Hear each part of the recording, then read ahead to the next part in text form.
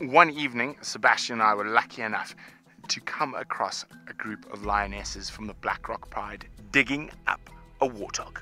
When we arrived, it was just before dark. There was enough light around. However, as it got darker, we were shining the spotlight on the lions as they dug. Now, the reason I chose to use the spotlight in this circumstance is because the animal that they were trying to hunt was underground.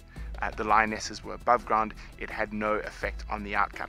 Unfortunately, a little later, a warthog shot out of one of the holes, ran behind the car, and in the lion's excitement, one of the lionesses ran into the back right tire of our car. The other two lionesses went behind the car, grabbed the warthog on the other side of the vehicle.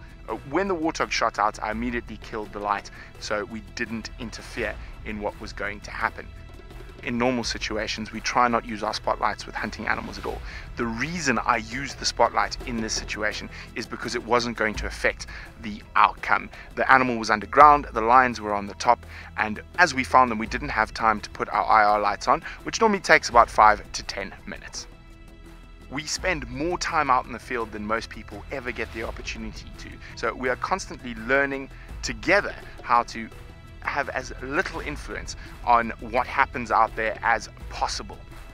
As a general rule, we have guidelines in place, but because we are live, we never know what's going to happen, how it's going to happen. So it's a constantly evolving and changing situation.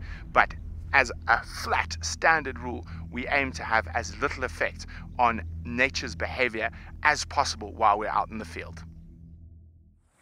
Well, if you want to find out what's happening in the middle of the African bush, join us on Safari Live. Subscribe here, and then when you see the bell, click on it, and it'll let you know when we're going to bring you the wonders of Africa live.